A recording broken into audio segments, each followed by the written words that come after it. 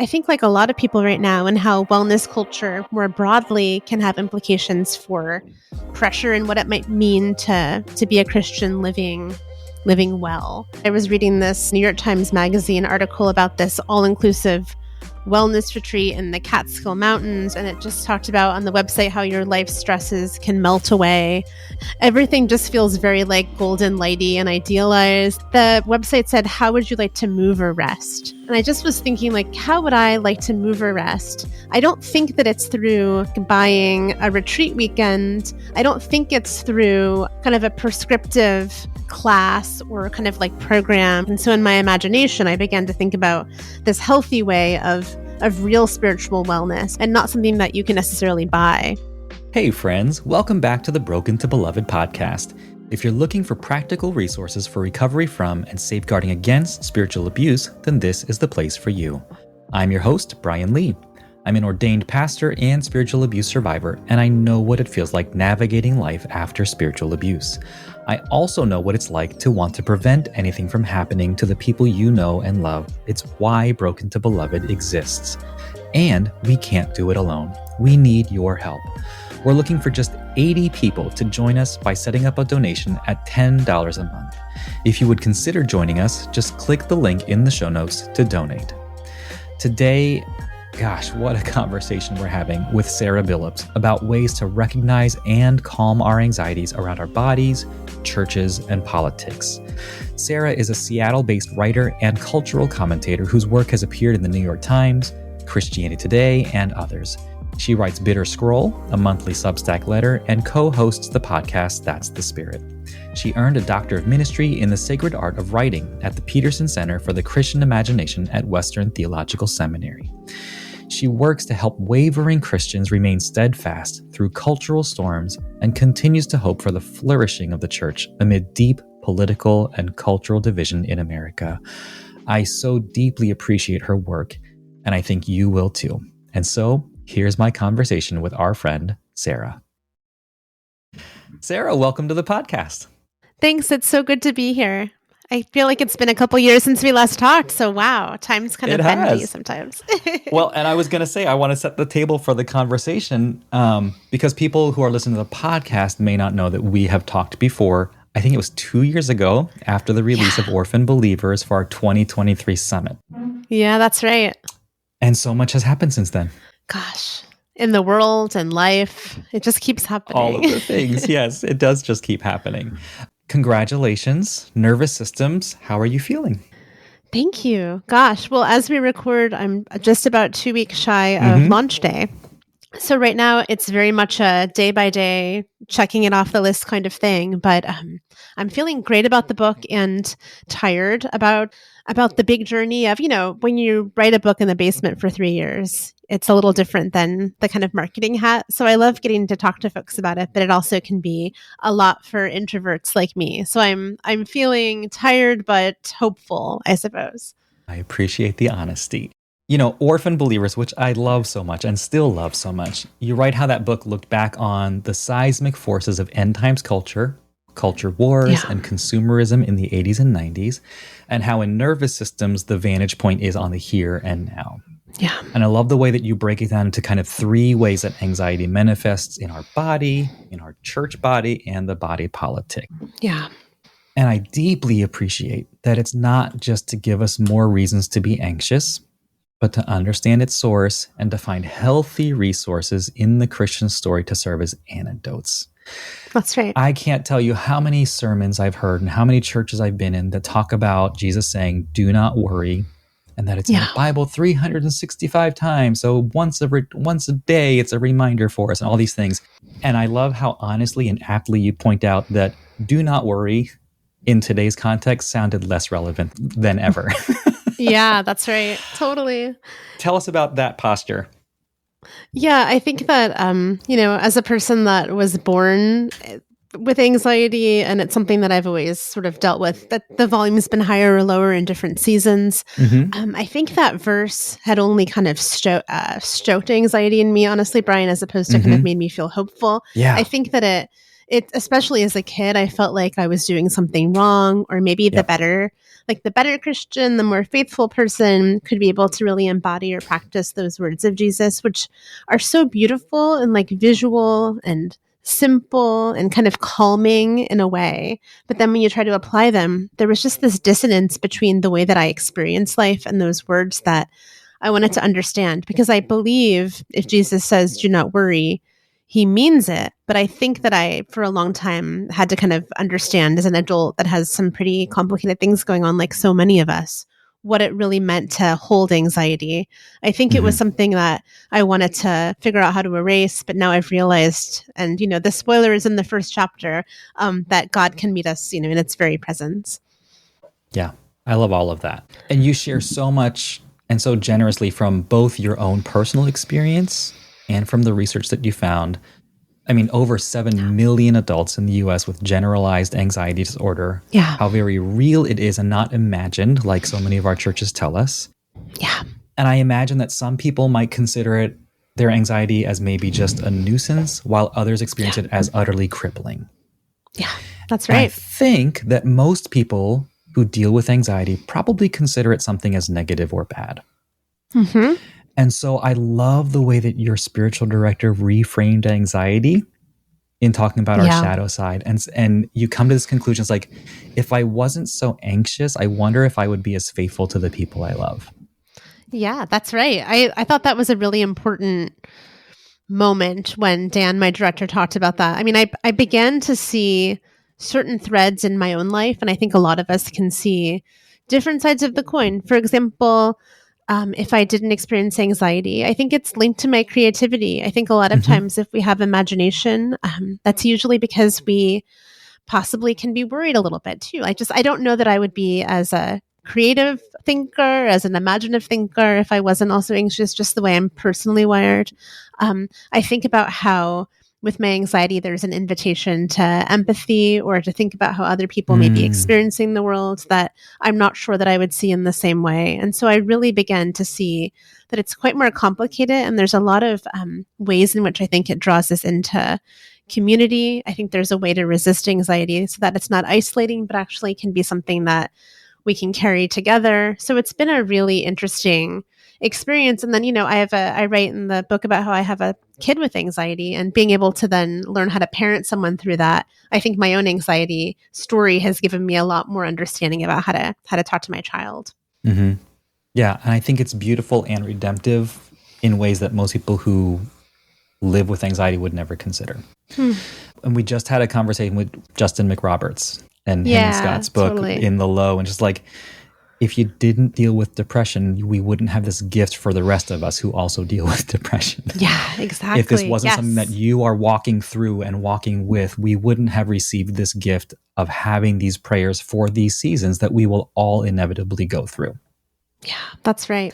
That's right. Exactly. And the other thing, I was talking to my friend who pastors a church up in Toronto named Kevin Makins, and he said, I don't struggle with anxiety as much personally, but when I think about how you're writing about the sort of worry in the system as a pastor, that's something that I can really resonate with and that I'm really curious about. So hopefully folks that may read the book, even if it's not a season of anxiety, I think we're all anxious in general, but if it's not a heightened season, there could be some interesting pieces when we think about anxiety more broadly in the church and in politics. At least that was the goal. Agreed. Well, I would think that even for people who think that they don't deal with anxiety, maybe this is a beautiful window into the lives of people around them and understanding them just a little bit more. Yeah, that's right. We all have somebody anxious in our lives, even if it's not us. Totally. Yes, we do. Yeah, that's well well I know said. For me, it's like I come from such a posture of judging people. I'm just so good at it naturally. It's like I hate it, but I'm so good at it. It's just like, I will look at you, I will size you up, and I will judge you based on what I think of you. And it's so unfair and it's so wrong. And it's so human, learning, though. Yeah. It's so human, but it's learning to undo all of those things. It's like, if I could understand where you were coming from, if I could understand what the anxiety is about, if I could understand why this specific political thing or spiritual thing or body thing is so bothersome to you, maybe I would have a little more empathy. Maybe I would have That's a little right. more compassion. Maybe I would have a little bit of any of those things. Totally. I would argue in a era where it is becoming harder and harder to reach across difference or to see people that believe something differently than we do politically specifically, or that live in a different geography. I think that there really are sort of central human pieces of us: anxiety, depression, also positives. There are certain core pieces of our humanity that can maybe be a window or a kind of a hand that reaches out across to try to understand someone else. That may be optimistic, but I kind of believe it. I do believe it. Yeah, same. Sarah, there is so much that you cover in this book that it probably deserves 3 or 4 episodes to cover it well. And we obviously don't have that time. So we're just going to tell everyone, go get the book and read it for yourself. And in being selective about what we covered today, I just wanted to acknowledge how much of the book, especially the opening chapters about being a caregiver for your parents, is so deeply beautiful and also really difficult and uncomfortable, like almost visceral for me as I read through it, just like feeling the weight and the pain and the tension and the beauty and all of the pieces. Thank you, Brian. I appreciate you saying that. It deserves the attention. It deserves attention. And I say that because it's not what we're going to talk about and the questions I have for you, but it's going to sit with me for a really long time, that whole first third of the book. And I just want people to go read it, especially if you find yourself in that place, or you can imagine yourself as being part of that sandwich generation of I'm caring for my aging parents while also bringing up kids of my own, and the absolute toll that it takes. Totally. Yeah. And that's a quarter of people of American adults right now are in the sandwich generation. So 1 in 4 of us are there. And if we're not there, maybe we'll be. So something to put in your back pocket too. Oh, absolutely. And in spite of all the research, in spite of being part of the sandwich generation, in spite of everything gestures wildly to everything happening in the world, you somehow write that you are literally less anxious, and you offer us an invitation to hope.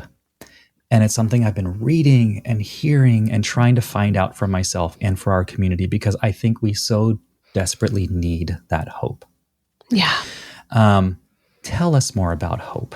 Yeah. I mean, it's such a good question. For me, I think that, I'm in my mid to late 40s now. And as you mentioned, it's been a really difficult and heavy season of caring for people in my life that are unwell. I don't have siblings. I've had a really interesting last few years. And then, like all of us, going through what's happening in the political arena, as well as kind of post-COVID. There's just AI. There are so many external stressors that there's not a lot of reason to hope unless we begin to look a little more carefully.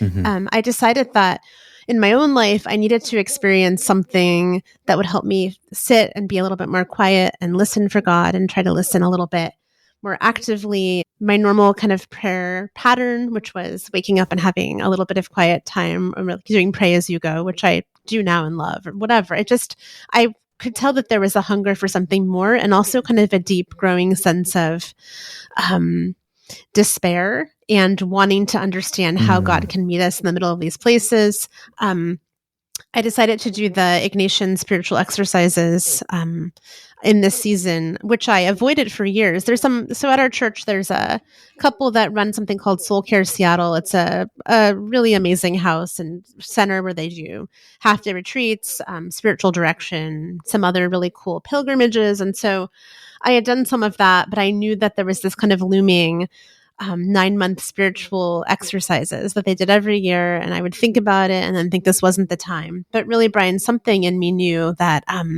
there was an invitation to try to go deeper and see if maybe there is a way that God could meet me in a little bit of my deep worry and sadness. And so I decided to go for it. Basically, in a world where we can go away for a 30-day retreat. So the Ignatian exercises can be done 30 days, kind of hermitage style, but that is certainly not the reality for many of us right now. I did that sort of not modified retreat called the 19th Annotation, where you pray an hour a morning, meet with the spiritual director once a week, and kind of go through this series of exercises that Ignatius lays out, a series of prompts, reflections, prayer. It ended up being by far, clearly, without question, the most impactful and powerful thing I've ever done as a person. And have been following God my whole life, but it was a well-timed and very, very powerful experience. And the thing that came out of it, for me, it all kind of led to this idea of holy indifference or Jesuit indifference. This idea of the idea that all things have the ability to glorify God, and whatever the binary might be, if it's Ignatius talks about if we have a short life for a long one, illness or health. He talks about fame or disgrace, whatever may come. Can we have our hands open in that posture? And it ended up being completely transformational for my anxiety. It's something that I still think about several times a day, every day. It is very active with me and has been kind of amazing. So that's what happened, and that's sort of what led to me writing the book, really. I just wanted to explore it more and think about it and share it with people. Yeah.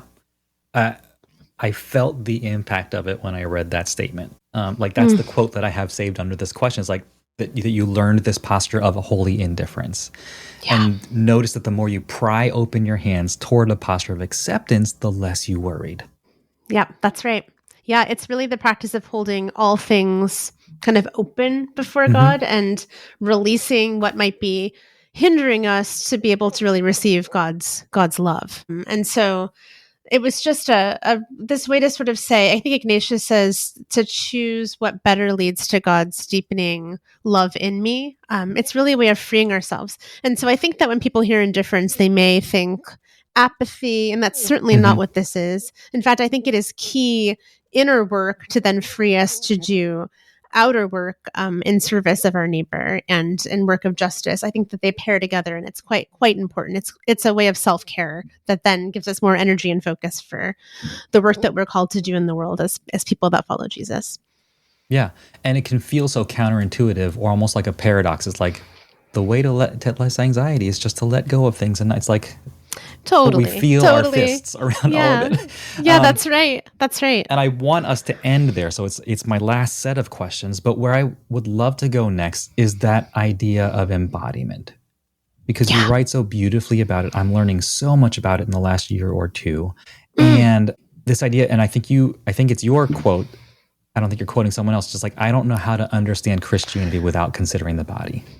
Yeah, that's right. Yeah, I think that the experience of inhabiting a body, I mean, Christian embodiment recognizes our humanity and our physicality, and also the fact that we were created by God. And I think that I realized that I had this idea of what it looked like to be an embodied person that was just not very much how I see myself. I imagined kind of like this woman in the woods, barefoot, wearing maybe like a linen tunic. I mean, I'm kind of being funny, but somebody that was very earthy and like very aware of nature. And I mean, I love linen and nature. That's not really what I mean, but I've always felt a little bit more awkward or a little bit more kind of like restrained. And so I think that I didn't really understand what it meant to practice anxiety. Like if we're kind of like that or a little more introverted, I feel like this idea I had really wasn't what embodiment is at all. And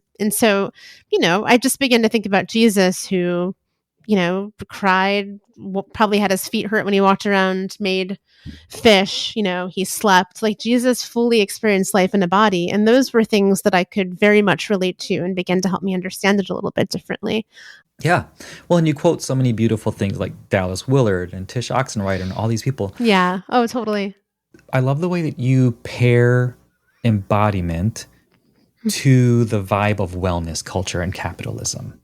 Yeah. That was so good. Tell us about that. Because it's like what you're saying. It's like, it's not just self-care. It's not just the linen and the flower wreaths, but it's like, yeah. Well, I began to notice how, and in Orphan Believers, I read a lot about consumerism and how I could see that kind of traced into my 80s, 90s childhood and see how it shows up in the church today. And I just began to be really interested, I think like a lot of people right now, in how wellness culture more broadly can have implications for pressure and what it might mean to be a Christian living well. And that's kind of a coded thing. There's certainly typically access financially to have this kind of life or image. I remember that I was reading this New York Times Magazine article about this all-inclusive wellness retreat in the Catskill Mountains where people can, pet goats and have massages. And it just talked about on the website how your life stresses can melt away. And and everything just feels very like golden lighty and idealized. And the website said, how would you like to move or rest? And I just was thinking like, how would I like to move or rest? I don't think that it's through like buying a retreat weekend. I don't think it's through kind of a prescriptive class or kind of like program or Peloton community. Like I think what I really need is not something that I can buy, but I think it is actually just like to sit and to be with Jesus and to kind of imagine what that might be like. And so in my imagination, I began to think about this healthy way of real spiritual wellness, which I think is kind of wholeness, thinking about the incarnation, thinking of the way of being, and not something that you can necessarily buy, And so I started to look into a little bit in the book, just some other ways that people are selling wellness. People sell. There's this sort of silk bracelet thing that you can buy for $115 called Highline Crystals, where you can have kind of an altar kit that has various pieces for like cleansing. But then I thought, oh, wait, don't I kind of do that myself in my own way? I mean, maybe I don't have a wellness culture that I buy, but I have my own kind of rituals that might look strange to someone else, like sitting in the room praying, having a cup of coffee, using a certain blanket. Like I realized, I don't know, I think in this way, we all have our own way that we interpret wellness and have maybe even internalized it a little bit. And I thought that was kind of interesting to work through. So I talk about that a bit in the book. And then also just being, again, in my mid to late 40s, I talk a lot about how as a woman, seeing my body change, just thinking about just skincare and, oh gosh, just all of the ways in which maybe we're told if we try one more procedure or one more thing, we'll be able to be a little bit closer to youth. And how that I think is very much in contrast to the way of Jesus, where we are certainly not asked to be focused on things that fade. However, just to be honest, Brian, there is still a real tension as a person living in the world right now in some of those things. So I try to really honestly grapple with and talk about that stuff a little bit in this part of the book. Yeah. And I think that's what I connect and resonate so deeply with is naming those things as part of the life. Yeah. Feeling them is true and dealing with them rather than just like passing it off. And you mentioned the internalizing of it, but I think it's also like, it's like we're outsourcing our embodiment. That's good. Yeah, totally. Right? It's like embodiment for sale. Culture, embodiment for sale. It's like, get this kit, do this thing, join this gym, join this cult of Peloton or Orange Fitness or whatever, Orange Theory or whatever it is. Yeah, exactly. And rather than just finding the practices that work for us that we probably already have available, we go looking for the thing that we can buy that makes us part of something else. I think the other thing that I realized is that the way that I see my parents' bodies changing and aging, the way that I'm sort of seeing their bodies start to shut down, and my mom's mind changing with advanced dementia and Parkinson's. I think that there is also sometimes for those quarter of adults like me in the sandwich generation, this like when you're watching someone you love move closer to the end of their life, of course we want to cling to youth even more, even if it's not for a reason that we might think as being like a stereotypical because I need to feel like sexy or whatever, marketable or whatever. Like it could just be that we don't want to die. We don't want to see our end in that way. So there's a very like human natural pull too that I hadn't thought about until I've been in this season of my life. So I think it's a call to be gentle with ourselves too. Yes, very much so. And I would love to shift gears a little and talk about that sense of connection and relationship that we need to make it work, especially when we carry this anxiety, when we carry this embodied nervous system that is telling us to react to all of these things rather than choosing thoughtful responses. Yeah, that's right. And I'm thinking specifically of our community who have felt so damaged by their connections and relationships, especially in a faith context. Yeah. And you share quite a bit about your experience at Grace and in churches and this almost disembodied sense in terms of the church body of what you call your lukewarm engagement. Yeah, totally. And it serves your husband's introversion. It serves your anonymity until it doesn't. That's right. Yeah. And I love the way that you write it. It's like you say you became increasingly lonely, even while you're surrounded by community, while missing the ease of community. Yep. And I resonate with that tension and that struggle. And I imagine a lot of our listeners do as well.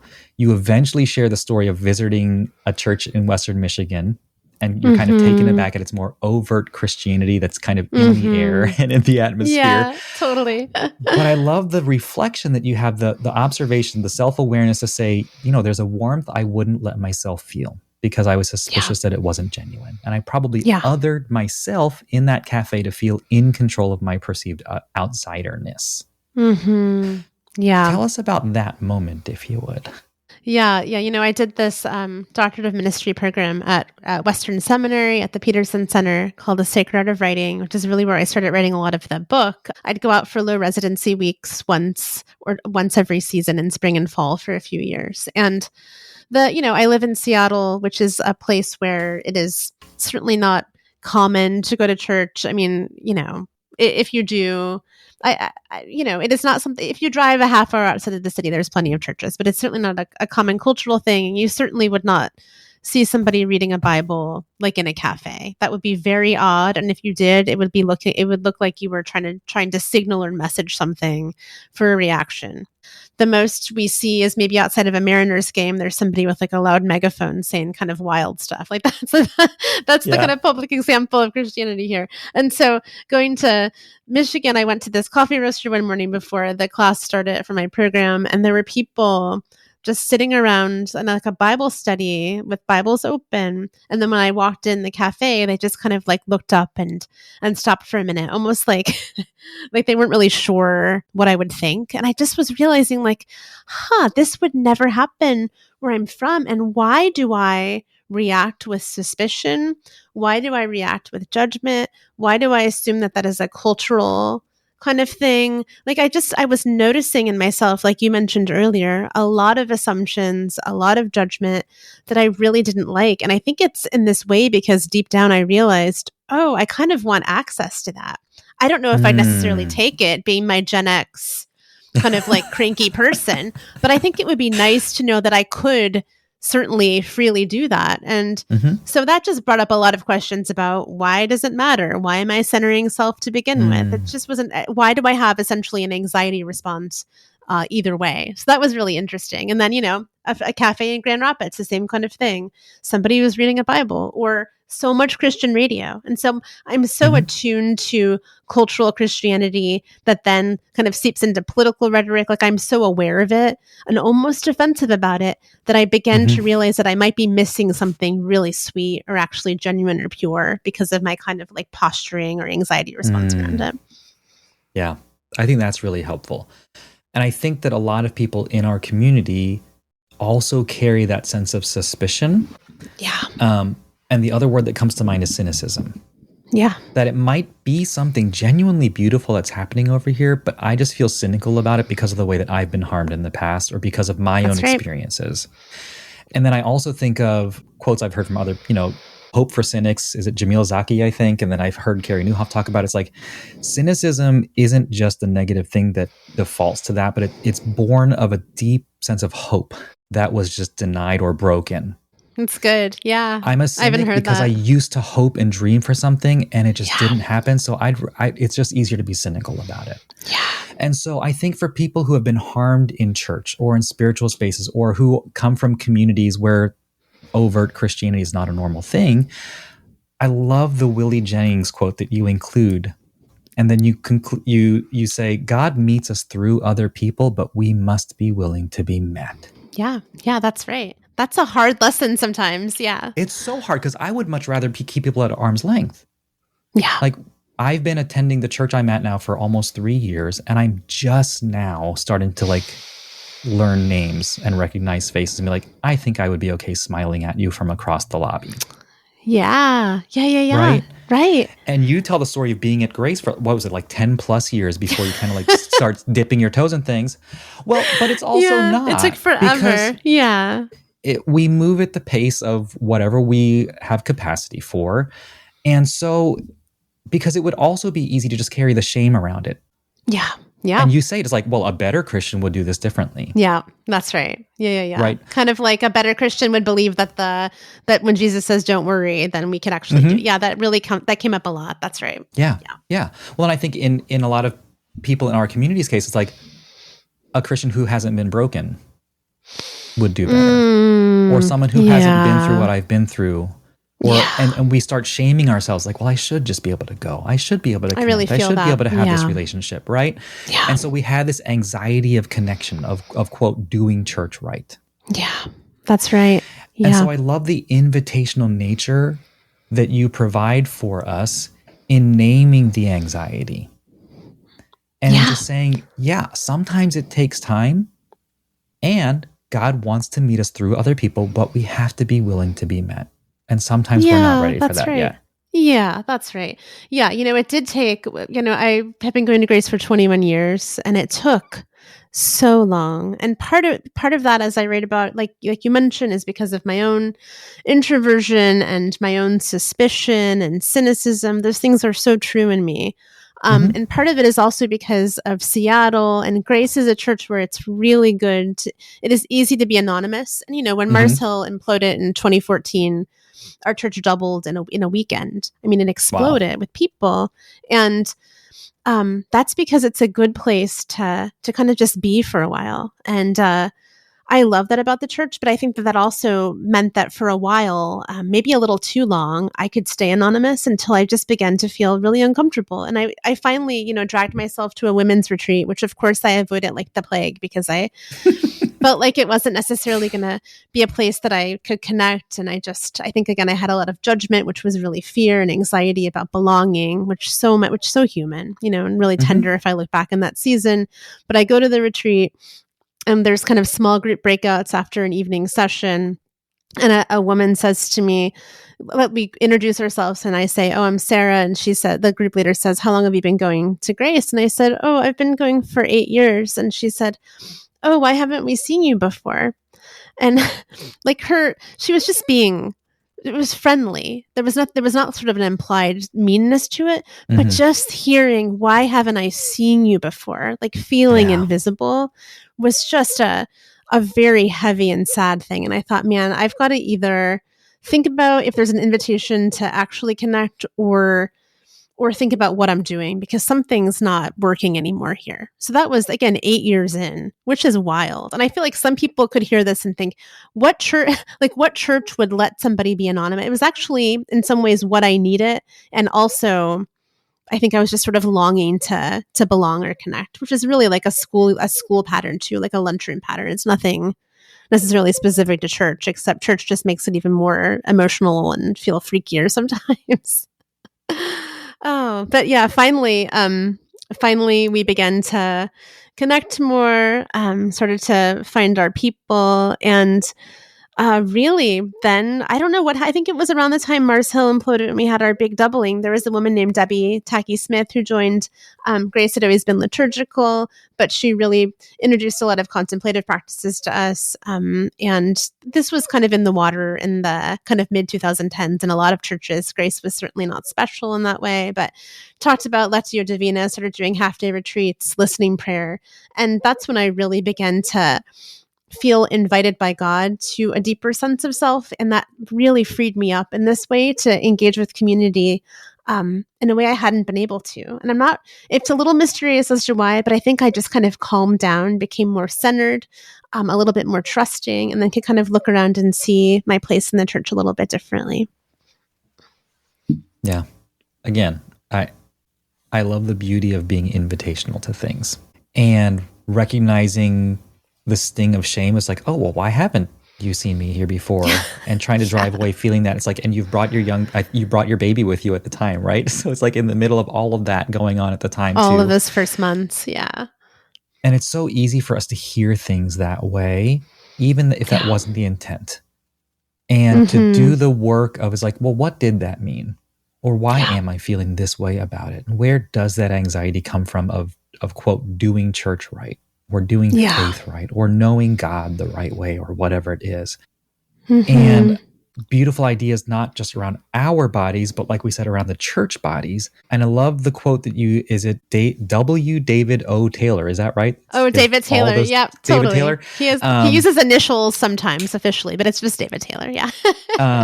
We bring bodies that have been scarred by touch and bodies that have been starved of touch. And on account of the insidious effects of sin, we bring broken ways of relating to our own bodies and the bodies of others who gather with us in a common space of worship. And recognizing those things that you see, that bodies seem to relax when we work through the liturgy together. And this idea of restorative worship that happens in community and connection.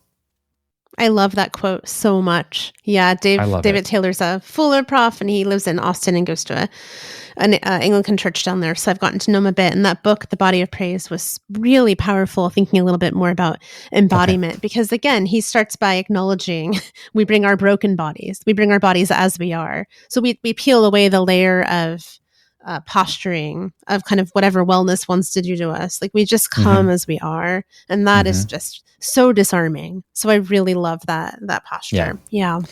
Well, and I love you go on, and I really loved this quote, is that most churches often resemble the body of a preteen, gangly and awkward, uncoordinated and clumsy to be sure, but such realities invite us to lean into, not away from, that timeless call to be embodied. Yeah. And then that's when I thought a little bit more about worship, which again, I mean, I joke in the book that like, sometimes at the blessing at the end of our service, we'll have the benediction and be invited to raise our hands. And so I know that some people can so freely do that. But Brian, you have to I kind of prime even today, I sort of get them off my sides a little bit. It's just, I think that I totally got distracted because that made me laugh a little bit. But I think that when worship is done sort of quietly, like we have, so Jess, our worship guy, is just kind of Sufjan Stevens and Elliott Smithy, but it's really like beautiful music, like string bass. There's not like a lot of electric guitar. No one's like shredding up there. It feels very, it feels very quiet and invitational. And there are some times in worship at church where it seems like we kind of transcend a bit. And even I, the cranky cantankerous Gen Xer, can get out of my head and begin to sense the Holy Spirit, like a cleanness and goodness. And that's really something. That's something special. Yeah, it is. Well, I think I come from a very charismatic Pentecostal background, and as a worship leader, so I have the full hands way up in the air, touchdown, field goal area. So can you do that now? Can you raise your hand? No. Is that what you were? Oh, okay. That was my question. And that's okay. Yeah, and that's the thing, is like I've fully changed, transitioned, accepted this also alternative posture of like, I don't feel comfortable with that because of the way that was so manipulated for me. Yeah. Yeah. Or because of the way it can be perceived as just being performative. And so I now also feel extremely comfortable with no hands in the air, or just like resting the tops of my palms on the row in front of me with my palms upwards. And it's like, and learning to recognize and accept, it's like, maybe there isn't the right way to do worship or the wrong way to do worship. And it's the sense of, do I feel connected to the people around me? Do I feel connected to God? I love the story. I love that you share the question that your son asks at the church, right? Yeah. And it's just like, Mom, is our church like doing it? Are we doing something wrong?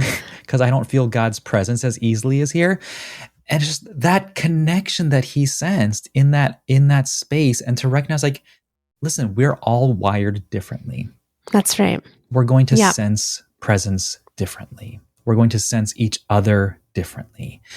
And even, I think it's towards the end of the book, you share at your church, like that whole exercise of circling up and passing rocks around. Yeah, that was so beautiful. Gosh, I will hold this with you by the grace of God. And it's like, and that would never work in some other churches, but I loved that so much. That's right. We're about 150 people, and so it's easier to do. But Jamie, who's one of our priests one Sunday said, everyone just stand up and we're going to stand around the sanctuary. She had a heavy stone and she said, if you're comfortable, look at the person next to you and share something. It could be about news or politics, something personal, whatever, just something that you're carrying, and share it. And then the person next to you will take the stone and say, by the grace of God, I'll carry it with you. And it was just such a visceral, beautiful time just to stand in circle and kind of watch this. It's a very intimate exchange. It was very connecting. Man, that worked like a charm. That was a beautiful thing at Grace. But you're right, at another church that might feel awkward, clunky, not mathematically possible with the number of congregants, whatever. But that talk about embodiment, that was quite cool. Well, I love that you got to share that moment with your son. Yeah. Because it could have been a stranger. It could have been like whoever else was next to you, but you guys had that moment together. And I love that. Yeah, he was next to me and he said something about his anxiety, and it was just such it was a very tender moment. He's a teenager. And so just like him being able to be open like that in that space was a really good indicator that it was a very sweet and very lovely kind of thin space time or whatever. It was very cool. Yeah, and it was such an honest moment that could have been passed off as like, oh, I'm worried about school or I'm worried about anything else. Yeah, exactly. But it was just an honest, vulnerable moment. Yeah. And I love your description of a healthy church, because I think so many people who are listening are looking for this. And you say, if God made the church, let God grow it. That's God's job. It's the church's job to model humility and mend when harm is perpetuated. And a healthy church will show up for each other. It will keep breaking others' hearts, but forgiving when we're able and navigating individual grief, systemic anxiety. It'll be stable and constant and intentionally making space for the lonely, anxious woman who sits in the back most Sundays to move forward when she's ready. I love all of that. Thank you. Gosh. Yeah, I know it sounds idealistic, but I believe that it is true and possible. And I still believe, and I think I wrote about this in Orphan Believers, and I still think about it all the time, that like church is one of our last best hopes to be with people that are not like us or that we wouldn't choose to be with, and that we learn to love, and that we maybe even believe different things than other people do about various difficult issues. I think that there is a possibility for understanding across difference in church. I do. And I think that sounds scary and hard, but I still think that it really is hopeful to me, just circling back to that. So I think that healthy churches exist, and I think it's possible to find them. I still do. Yeah. Yeah. I hold to that hope too, because I have to. Yeah, that's right. I wouldn't know what to do without it. Totally. If the church is just the gathered body of believers, if that's what that means, if that's what Jesus left us with, we have to believe that there are examples that we can find. But I say that with a lot of tenderness, and just like you, with a lot of people in my life that have been hurt repeatedly, and that rightly so are incredibly suspicious and should be of what's going on. So I say that with eyes open. Yeah. Yes. And I appreciate that. And I wrote down way too many questions, so I'm going to skip a few, but I want to refer to, for people to get the book again and read your whole section on Marilyn Robinson's lecture on theology for the moment, of theology that embraces rather than excluding. Gosh, it's I was just so talking. good. Yeah, she's incredible.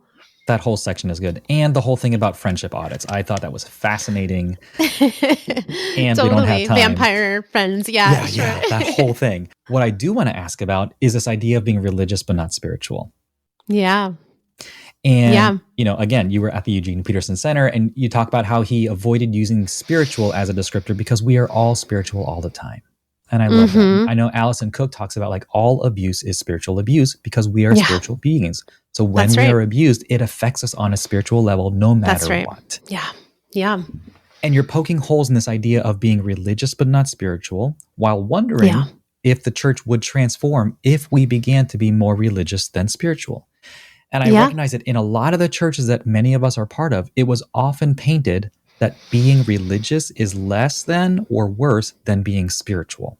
Yeah, that's right. So help us understand that more about being religious but not spiritual. Yeah, I mean, I so like a lot of us, I love Nick Cave, and he was on Fresh Air talking to Terry Gross a few years ago. I think in culture, at least people like me, look for sort of prophetic voices that may be kind of circling the Christian space or have some kind of curiosity about faith. And just he talks in that interview really candidly about joy and suffering, about how they're kind of two sides of the same coin, about losing two of his sons.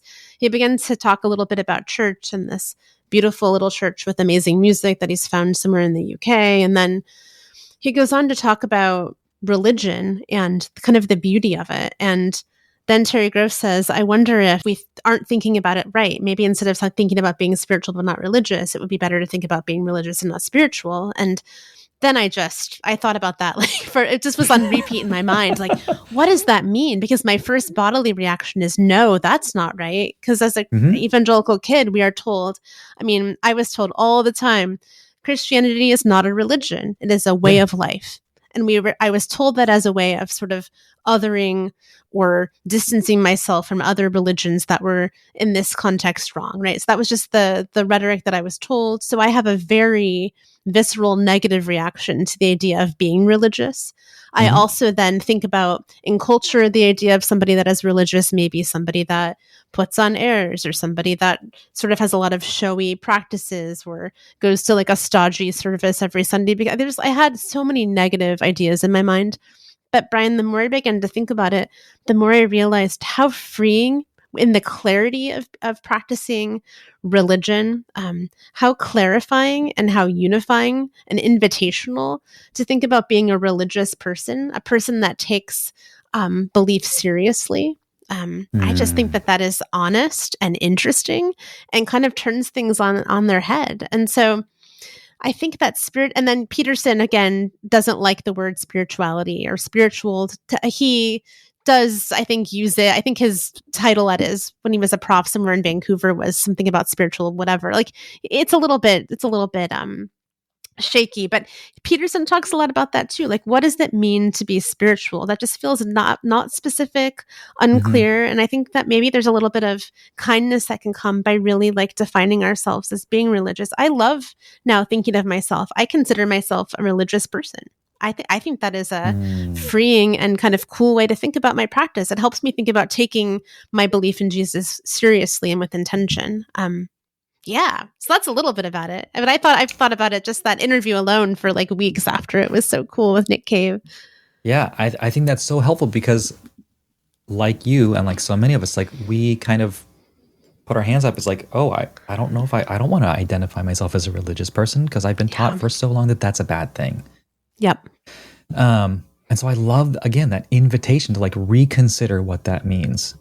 Yeah. And try it on for size. That's right. Yeah, it may be something that helps some people and not others, but it's been helpful for me. Sure. And so I want to kind of come full circle now and go, as we wrap up, to talk about indifference and detachment. Yeah. Because like you write, and I so appreciate it, it's like, it's not about detachment and resignation or fatalism. It's not about not caring about what happens, but a state of peace with any outcome if it's in God's order. It's the capacity to let go of what doesn't help me to love God or love others while staying engaged with what does.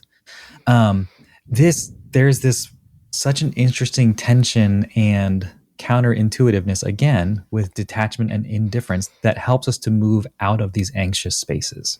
Yeah. Help us understand that. Yeah, that's right. I mean, I think that, I really love the daily offering of St. Teresa of Lisieux, where she says, help me accept for the love of you the joys and sorrows of this passing life. I just think about Jesus in the Sermon on the Mount, Jesus praying, your will be done. I think about so many, the hymn, it is well with my soul. There are so many examples of practicing indifference. And I think that Jesus, who was crucified by empire, I think that is the ultimate kind of indifference. Like, he was so convinced that he was following the will of his Father that he let himself be killed. I mean, that's an obviously extreme kind of like example. But I began to realize that if I chose to focus on my anxiety, for example, my son's anxiety, there's this really beautiful Buechner quote where he talks about how his daughter had an eating disorder, was hospitalized. He talks about how he would do the things in his life that were normal. He would play tennis, he would go to dinner with friends, but that in his head, he was thinking about his child, and that his love for his anxiety for his child eclipsed his love for his child. So I think about, and that for a while when my son was diagnosed with OCD was certainly true. I think about there are ways in which when I am holding on, when I cannot even let myself think about being indifferent, it means that I'm not trusting that God actually has something to do with what's going on, that there is some kind of order or purpose.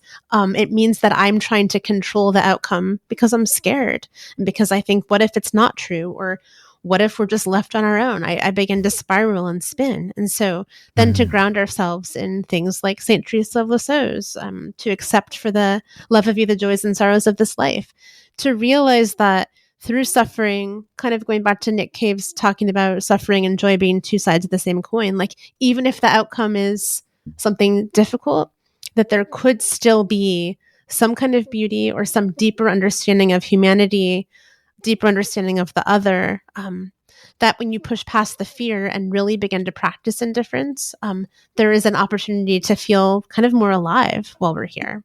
That's really been my experience so far. Imperfectly. Gosh, so imperfectly, Brian, but yeah. But authentically and honestly, I think. Lived very honestly, at least on the pages to me. Thank you.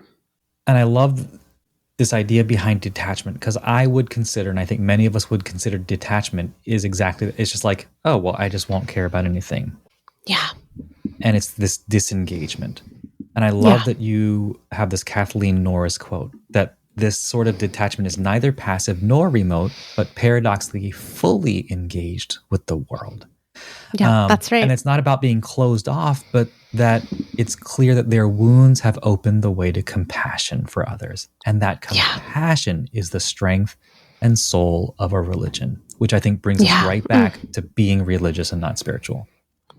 That Kathleen Norris quote just destroys me. I love it so much. Yeah, but just thinking about indifference as this posture of prayer and of being to release whatever it is that's hindering us from God's love, like accepting that God's love does not mean things go our way necessarily. It just feels like it was the most real and true thing. So when I applied it to my anxiety, I began to realize I can calm down a little bit. The anxiety, of course, is a control response. Like the root of it is fear of uncertainty, fear of the unknown. That's the part inside, that deep part that began to settle when I began to practice indifference. When I held my hands open and said, God, if this is real and you're in this, like I choose to trust you. I believe, help my unbelief. You know, that's when that sort of deep uncertainty began to kind of calm a little bit inside. Yeah. Thank you, Sarah. If there's something you hope, I mean, we've covered maybe a quarter of what's in the book. So we need everyone to go get it. But what are you hoping someone can walk away with? Yeah. Gosh, so much.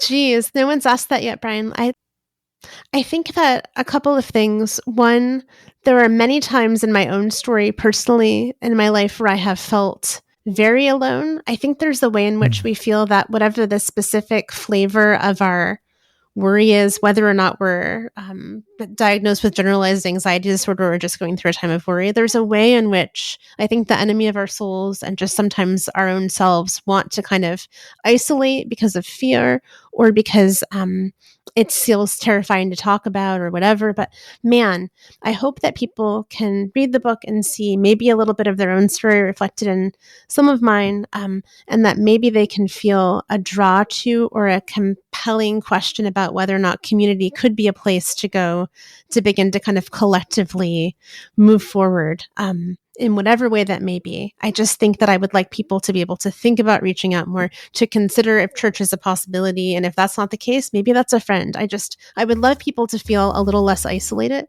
And boy, I would sure love if we thought about political anxiety, church anxiety, the anxiety in the system, if we begin to be able to have language to uncover the fact that the undercurrent of all of that is kind of fear of the other, is kind of rooted in fear, that there is a way to kind of move past it by opening our eyes and seeing what it is. That'd be pretty cool too.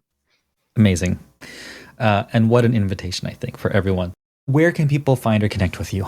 Oh yeah, I'm on Instagram at Sara.Billups, and I write Bitter Scroll on Substack. Love it. We'll have all the links for everyone. Everyone, please go get a copy of Nervous Systems, Spiritual Practices to Calm Anxiety in Your Body, the Church, and Politics. We'll provide the links for everyone in the show notes. Sara, thank you so much. I love these conversations. Brian, this has been a really grounding and hopeful conversation. I really appreciate how you've led this. Thank you. It's been so cool to talk to you. Thank you. Gosh, what a great conversation. If you enjoyed it as much as I did, be sure to follow Sara and say thanks for being on the show. You can find links and all the things in the show notes. Coming up, we have Dr. Ariel Schwartz, Ian Cron, and more. Subscribe or follow the show to get new episodes automatically. If you enjoyed this episode, please leave us a rating and review or share with your friends. It really helps us to grow and continue providing quality content for you. And a special thank you to our listeners who make this show possible through their financial support. If you find the show valuable, consider donating today at the link in the show notes. This episode was hosted and executive produced by me, Brian Lee. Editing by Heidi Kritz and post-production by Lisa Carnegas. Thanks for taking the time out of your day to listen. I hope it's been helpful. Here's to moving toward healing and wholeness together. I'll see you next time.